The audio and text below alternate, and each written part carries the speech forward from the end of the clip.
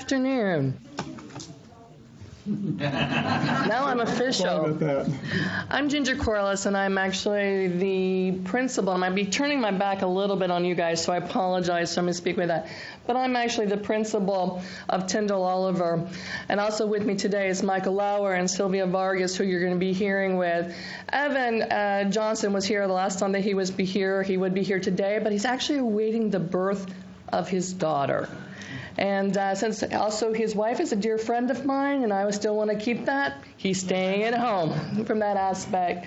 But what we're here today really is to come back before you and talk about the land use plan update. But a little bit to a reminder as it relates to what we were charged to do when we began. And I'm going to twist a little bit here as well. Can you still hear me? I'm still recording well? If you recall that we were kind of being tasked when we first started the scope to unify and simplify the land use plan, to make sure that we were addressing the framework for land use plans in the future, to make sure that we're continuing to connect with connecting your future, and bringing that back into a process that is going to work for the city today and well into the future as it relates to updating and clarifying that vision, of making sure the vision is there so that we have the implementation plans of not just the goals and the objectives, but the how-tos for the future land development plan and land use plan, with that component of that. Is for us to help guide or provide those policy statements and those tools for you to help guide future policy and public investment plans for infrastructure improvements and other services in the future. It is a tool as we go forward with this. Throughout the process, we've been doing this starting in the beginning of this year, and I've had a lot of work, and I really want to commend staff and everybody working with us, including on those that have been on the Planning Commission, those with council that have been part of this process the entire time, as well as the public, which we'll speak to. We are in the process of finalizing this draft plan and bring this draft plan back to you today. And very important, in November, we're going to be bringing it back, or the goal is to bring the document back for adoption purposes so that we then provided that framework so you have the tools to start implementing and moving forward into kind of crafting the future for the city. We've had public involvement or input as we've gone throughout this process, including stakeholder interviews, individual interviews, interviews with the commission, as well as series of public open houses and workshops, as well as online surveys. So we've taken all of that information from the standpoint of what we've heard and also worked with staff from a technical component there to look forward and really developed what first of all is a growth concept map. And Sylvia's going to get up here in a second, kind of take you through this process. And I think it's important as we go through is to understand a growth concept is that concept at that 40,000 feet. It sets that framework. It's those global kind of ideas as you move forward and as we start building then the future land use plan. And then the future land use plan is different than zoning. There's a lot of different pieces, and so I want to make sure as we go through those that we understand which one we're talking about as we kind of go through the process and building towards that future implementation program with that. So Sylvia, would you like to come on and take this? Thank you. Hi, good afternoon. I'm so pleased to be here again and so excited that we're here to talk about the draft plan. This has been a really fun process for us, and it's really cool that we're finally at the point where we have a draft document and draft concepts that we can present to you today. So as Ginger said, I'm going to talk a little bit about the growth concept map and the elements that go with it. And there are three things that Ginger said that are really important that I want you to keep in mind. The first one is what she just said about the scale. We have a growth concept map, which is the 30,000 foot view, as she said, is very general. And then the land use map, which Michael is going to talk about, the future land use map. And neither of those has the detail of zoning, which we're not talking about yet, but these two maps are the foundation for. The other two things that Ginger talked about, the first one was the vision statement that we built with the public input. And that is a representation of the future that the community has told us that they want. And the growth concept map is a visual representation of that vision, and I'll show it to you in just a second. The other thing that she talked about, that she referenced, was connect our future. the regional effort that Concord was part of. I'm sure that all of you probably, I hope, at least were part of, and you remember, and there were mentions of things that were called place types that came out of that public engagement process where the community talked about the kinds of parts of the community, places, community types. And we have incorporated that into our work. And so this is actually the plan, the growth concept map, which is also on the easel there on a board to my right. And this is that 30,000-foot framework. It's the foundation for building policy for the future land use plan and for all the different guidelines and policies that go into the different elements of the plan. And the components of this map, which is a framework, it's flexible and it's broad, as we said, are the following. I'm not necessarily expecting you to read each one of these, and we're going to go into them in a second in just a little bit more detail. But we have a series of character areas that we have identified throughout the community, and those are some areas that throughout the Connect Our Future process and throughout the public input process of this plan, we were told by the community that needed a little bit more attention than others. They are also areas where we feel that for a number of factors, whether it's infrastructure or trends or other kinds of built environment or natural environment or economic factors or other types of factors, growth can be expected, or we would want growth to continue and to be focused on in the future. In addition to, there are 9 of those, let me just say that, on the map. And in addition to those, you see these big blue asterisks. Those are activity centers. Many of those come actually from either the current plan or come from various plans that Concord has prepared over the years for specific areas. Those plans already exist, have been adopted by the community, and we were charged to look at those and figure out how to integrate them into this framework. And so we have done some work towards doing that. Now, this is a draft, of course, and this morning we had a really good session with our planning technical team, and we were told of some things that we want to add to this map, that we want to tweak. So when you see the final version, it's going to be just a couple of tweaks that we've made. And in particular, those are probably looking at potentially one or maybe a couple more of those asterisks in some areas where we might want to consider having those activity centers. As well as you see the green lines, those are the Greenway network. That's another component of this growth concept map. And we have been told that we're missing a couple of links that are, one of them is under construction. So we're going to add that to the map. The other component that we have is those red lines. Some of them are dotted, some of them are solid. And those are the major multi-modal corridors in the community that also are identified as potential mixed-use corridors. Not the entire stretch of corridor, but potentially some segments of those corridors. So let me just quickly go through each of the character areas.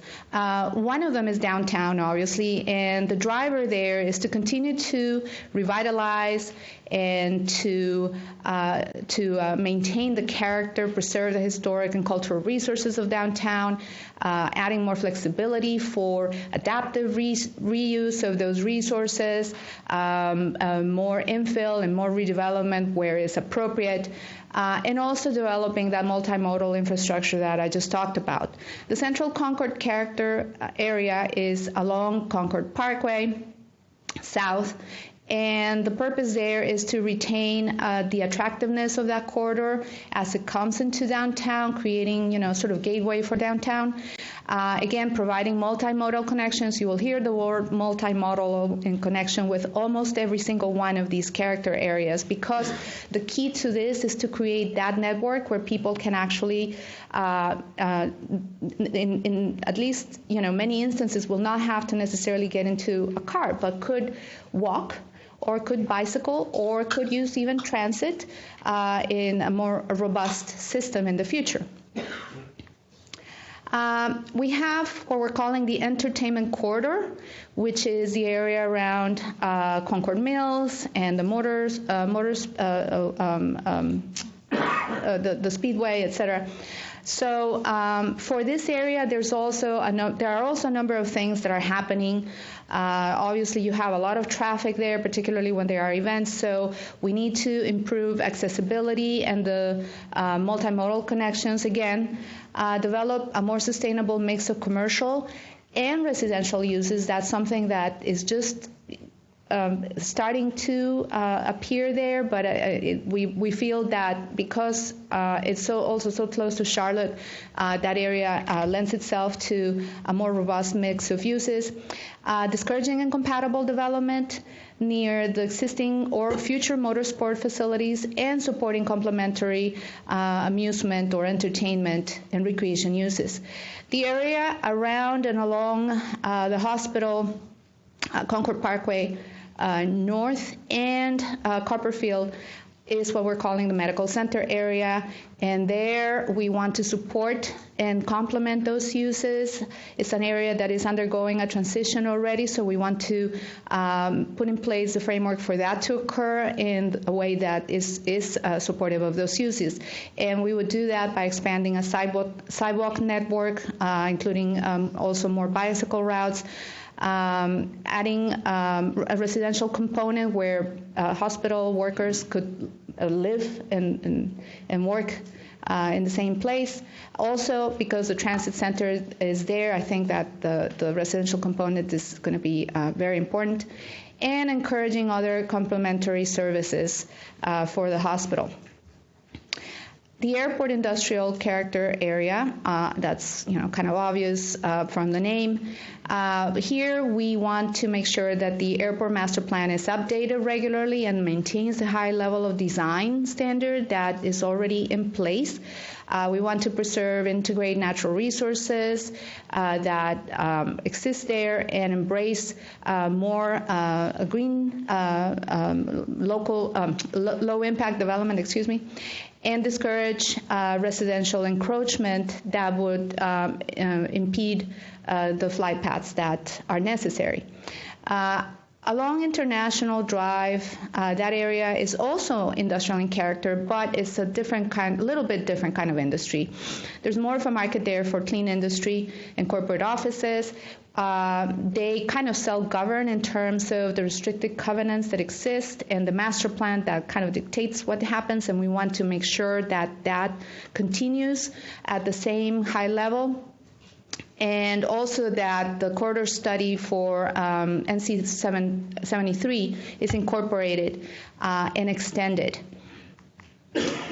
Conservation residential character area, that's on the southwest portion of the study area, and that's an area that we know you're getting a lot of requests for review of development, potential development, rezoning, annexations, etc.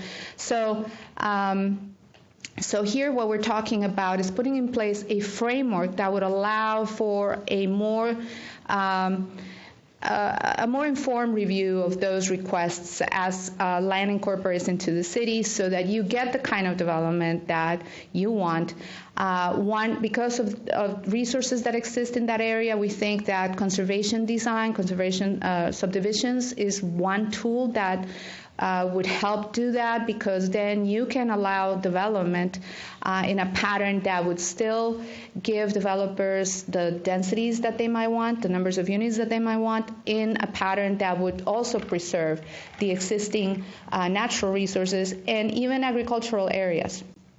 So that's something that is, we're looking at for that area. And then we have two gateways, one on the west side and one on the east side.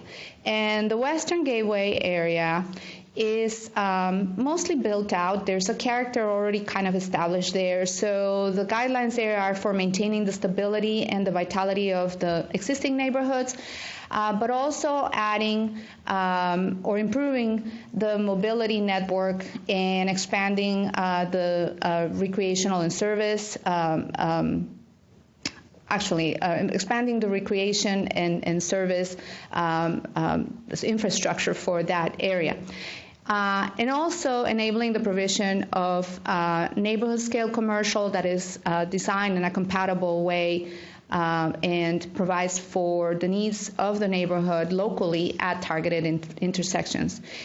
And finally, we have the Eastern Gateway character area. This is an area that is a little similar to the conservation residential area in that conservation design might be appropriate in some portions of that area, but there's also an existing or adopted mixed-use activity center there, and we want to make sure that the majority of the high-density development occurs within the boundaries of that activity center and not outside. It doesn't obligate the city to extend services except to those areas, so that this is a more efficient development pattern.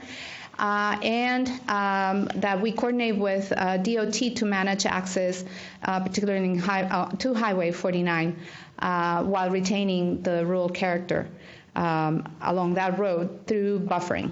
The final thing that I'm going to talk about, I guess we're not talking about the mixed-use corridors? Okay. So that's it for me. I'm going to, see, they did change my slides while I was looking. Good afternoon. As you probably noticed, there shouldn't be anything shocking so far in here, because this plan really is evolutionary. We're not redoing everything.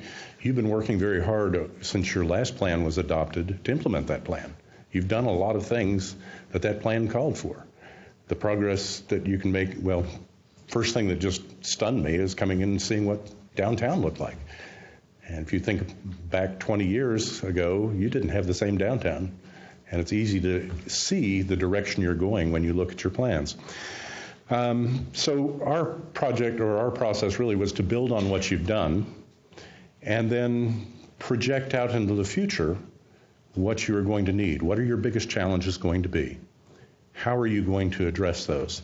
And so one of the things we heard very clearly is that people really appreciated the flexibility of your current plan. It does provide a lot of flexibility. However, with that flexibility, there's more uncertainty than many people would like to have. And so part of the planning process was to balance that. We've tried to retain or increase that flexibility to do different types of development, but also increase its sensitivity to the development around it while addressing the challenges that you face and in a more predictable way. So I can't guarantee there will be world peace up on the dais, but hopefully the plan will make decisions much easier for you in the future. I'm going to talk about future land use, and as Sylvia and Ginger have both said, future land use is not zoning. It really is a guide that says this is what our land use might be in the future.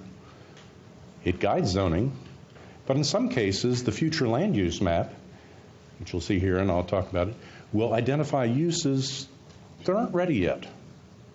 They'd be premature because we don't have enough infrastructure in place. We can't serve it right now. And there is other infrastructure that's going unused that we could use much more efficiently. So it is running in advance of zoning and is used as a guide to future zoning decisions. And I'll hopefully clarify that as I go along. I see some perplexed looking faces, and I'm glad to see that, because people think of this, it's got colors. Those colors connect the land use. Isn't that zoning? Well, it's not. It's a guide to your future zoning. And in most cases, it's consistent with your existing zoning, but not all cases. So there is your future land use map, the one that you have currently adopted. And that is not that different than what we're proposing. There are some changes that I'm going to talk about here shortly. But one of the big changes is your activity centers were shown as blobs on the map. When you're administering those blobs, or if I own property that's either in, partially in, or on the edge of one of those blobs, I don't know what that means. So what we have moved towards is a parcel-based future land use map, one that everybody can look at the map and say, that's the parcel I'm talking about. Oh, here's what they're anticipating the future land use will be. That's not what I want to do, so let's see what other future land use category might work. So it will change over time. Future land use is not fixed in time. It changes, but it is a guide for your zoning and should be good for a few years to come. So the key challenge with this was getting to a more predictable parcel land use map, which is one of the things that we've done. And that's what it looks like. And I'm not going to try to decode all of that for you right now. I don't have the hours required to do that. We'll be happy to, if afterwards and at other times, go into other areas. But we think we've got it pretty close right now. We have made a couple of pretty significant changes, though. And there are more changes in kind of attitude and terminology. We had low density, or we had single family residential, and we had multifamily residential. And that was it. Single family, people would understand, was nothing but single family, subdivisions. The multifamily, people thought, okay, multifamily units, apartments. Well, those are subdivision types or types of development. They are not neighborhoods. So we've changed the language to really reflect what is best in your community and what we heard people wanted to have in the community, which was neighborhoods. So we changed that to suburban neighborhoods. And the suburban neighborhoods generally have larger lots. They are primarily single family. There may be some duplexes or other types of development scattered in there, but they are of lower density.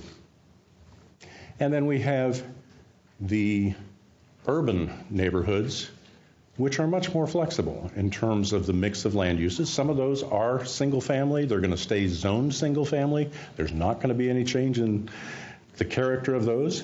But other of those areas may have some opportunities for infill, for different housing types, or even neighborhood commercial. And this is why I'm showing this horrible, terrible graphic that none of you can read. Because it's important that you see that the plan starts with, on the top left, the future land use category. And that's what you see on this map. Then it goes to associated place types. And that is the connection to connect our future. That really describes neighborhood types. And so for each category, we've described the type of neighborhood that it would fit in. So we start to get a picture of this is what we're trying to achieve. This is where we're going. And then we spend a little more time talking about the characteristics of those neighborhoods. What is this like? What kinds of uses are going to be in there? What's the scale going to be? What kinds of uses can I expect in that area? Then we talk about the density and the intensity. The density is focused on residential development, how many units per acre. The intensity is more, it's based on a floor area ratio, and without diving into it, it's a measure of how much square footage you can get on an acre. So we've got floor area ratios on there and densities. And then finally, in the right column, the applicable zoning districts. And so you can look within the suburban category and the urban neighborhood, and there are a host of different zoning districts that are appropriate in each of those areas. Those different zoning districts really are critical. A big part of this morning's discussion and some of the confusion was, so if I have urban neighborhood, does that mean I can do my commercial development on any lot in that urban neighborhood? No, it doesn't mean that. Your zoning controls how much commercial would be allowed, and the intent of that character area is to say this is primarily residential, but it does allow for neighborhood scale commercial. And ultimately, you would limit that through the zoning actions that the Planning Commission recommends and the City Council adopts. The other one we changed is less significant.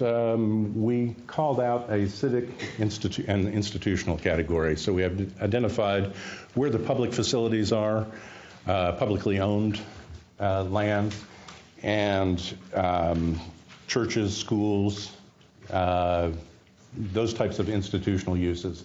And so that's a new category that appears on the map. Not that significant in the big scheme of things, not nearly as critical as this prior change.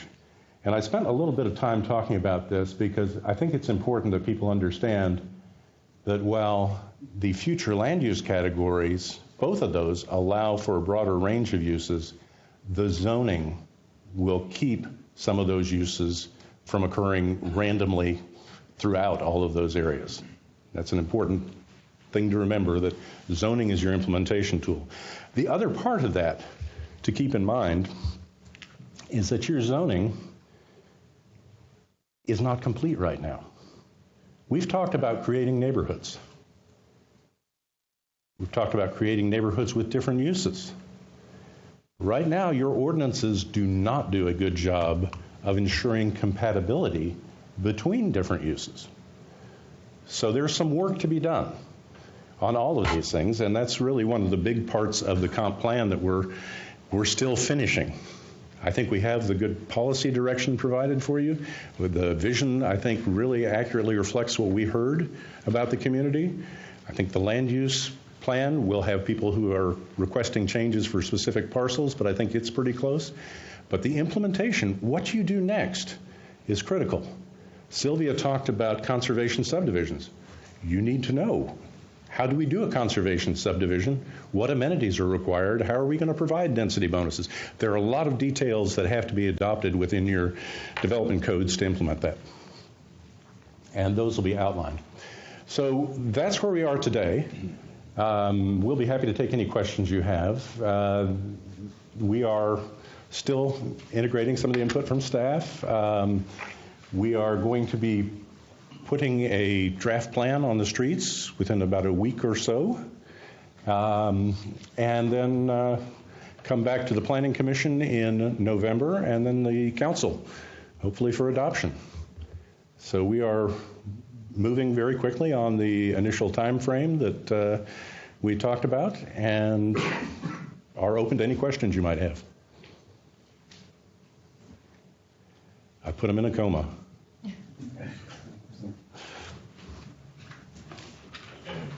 Well, if that's it. Yes, sir. This be the same presentation that you showed to the public? No.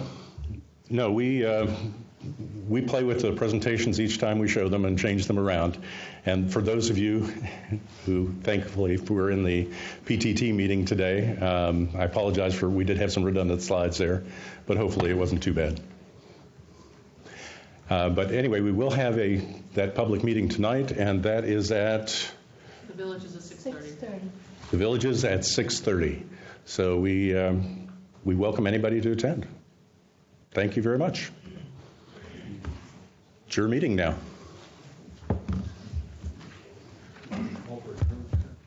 Yeah. I call for adjournment on the Planning and Zoning Commission special meeting. Second, I think. All things that all opposed. Meeting approved. Okay, we will go ahead to our regular work session. Thank you very much. Thank you, Ms. Wishes, for your presentation tonight. Thank you. I'm sure you'll be tired. I'm good.